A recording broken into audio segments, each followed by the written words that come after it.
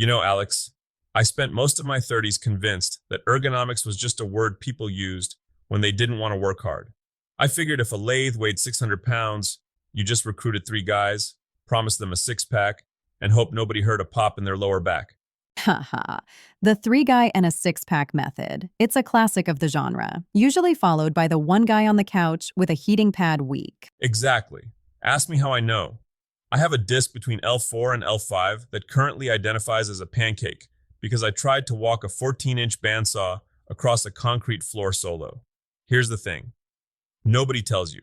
Gravity doesn't take days off, and it doesn't care about your ego. Wait, hold on. Are you admitting that you, the master of the tiger den, actually use tools to move things now? I thought you just used pure grizzly bear strength and stubbornness. Stubbornness is an infinite resource. My spine is not. Today, we're talking about moving the heavy stuff, the cast iron, the industrial cabinets, the engine blocks, whatever is currently threatening to give you a hernia. We're looking at three specific tools that cost less than one visit to a physical therapist. Let's start with the unsung hero of the shop floor, the heavy-duty dolly. I'm looking at these industrial ones recently, the kind with the non-slip pads. Okay, but what about when people just use those cheap ones with the tiny plastic wheels? You know, the ones that hit a single pebble or a stray wood chip and just stop. Ah, the sudden stop maneuver. That's how you turn a moving project into a catapult project. You're pushing a 400-pound cabinet, the wheel hits a grain of sawdust, the dolly stops, but the cabinet, thanks to Sir Isaac Newton, decides it wants to keep going, usually onto your toes. If you're looking at something like the heavy-duty dollies on Amazon, the ones indexed under material handling, you want the ones with the ball-bearing swivels and the rubberized tops. I saw those. Some of them have these elaborate 3-year protection plans. I always wondered, who buys a protection plan for a piece of wood with 4 wheels? People who have seen a wheel assembly shear off while moving a gun safe. But honestly, the real value here isn't the tech, it's the casters. You want wheels that can clear a shop floor. If you're moving stuff in a shop, those dollies turn a 3-person groan fest into a 1-person stroll. But let's be real, Tiger. Getting the heavy thing onto the dolly is where the pop happens. You can't just wish a 1.5-ton lathe 6 inches into the air. And that's where the Kitty Queen style lifts come in. Have you seen these furniture lifter jacks? They look like a crowbar that went to the gym. Those things look like they belong on an infomercial at 2 just AM. Does a little hand lever really lift a refrigerator? It's basic physics, Alex. Give me a long enough lever and a place to stand, and I'll move the world. Or at least your wife's overly heavy oak dresser. These lifters allow you to get that first inch of clearance.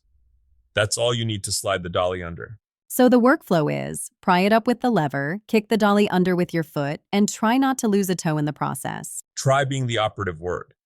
But seriously, there's a reason these are listed under pulling and lifting. They take the initial strain off your core. Most shop injuries happen in that first 6 inches of a lift, when your form is garbage, because you're trying to get a grip on something that wasn't meant to be gripped. Okay, now we're getting into the big boy toys. The Harbor Freight Special, the 1.5-ton low-profile aluminum racing jack. This looks a bit overkill for moving a workbench, doesn't it? Nothing is overkill if it keeps you out of a back brace, Alex.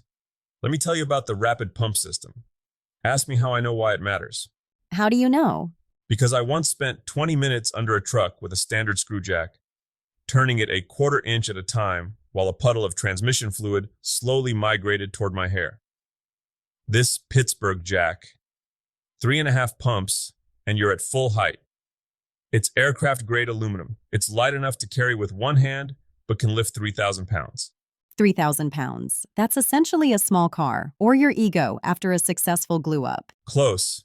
It's more like the weight of a professional grade table saw with an extension wing. Here's the thing nobody tells you. A low-profile jack is the only one you should buy. Why is that? Because standard jacks are too tall, you'll have a machine on a base, or a car that's been lowered, and you can't even get the jack under the frame.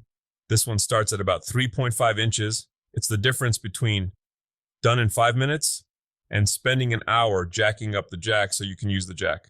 What's with the racing designation? Are people out here drag racing their woodshop equipment? Haha, it's about speed and weight. In a pit crew, you don't want a 90-pound steel jack. This thing is aluminum. You can toss it in the back of the truck, take it to a job site, or move it around the shop without feeling like you're doing a CrossFit workout. I'm looking at the price here, about $110. Compare that to a $1,500 emergency room bill for a strained lower back. The math seems to check out. It's the best $110 you'll ever spend. I use mine for everything. I've used it to level a garden shed. I've used it to press a bearing into a housing. I even used it once to lift the corner of my porch to replace a rotted post. So, if you're a beginner maker or just someone who realized they aren't 22 anymore, what's the starter pack? The Backsaver Trifecta. Get a set of four-wheel dollies, the ones with the rubber padding. Get a manual lever lifter for the small stuff. And get a 1.5-ton aluminum floor jack for the real heavy hitters. Total investment? Maybe $200. And the payoff is you can move your entire shop alone. Exactly. It turns a, hey, can you come over and help me move this? Phone call into a, I already did it text. There is a certain quiet satisfaction in moving a 500-pound joiner across the room with one hand while holding a coffee in the other.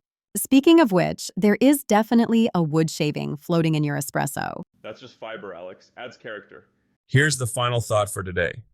We spend thousands on the tools that cut the wood and melt the metal. We spend almost nothing on the tools that protect the person using them. Don't be the guy who can't work in his shop because he tried to be a hero on moving day. Buy the jack, save the back. Exactly. Now help me move this table saw. I want to see if I can do it with my pinky finger. I'm staying over here. I'll film it for the Shop Disasters reel.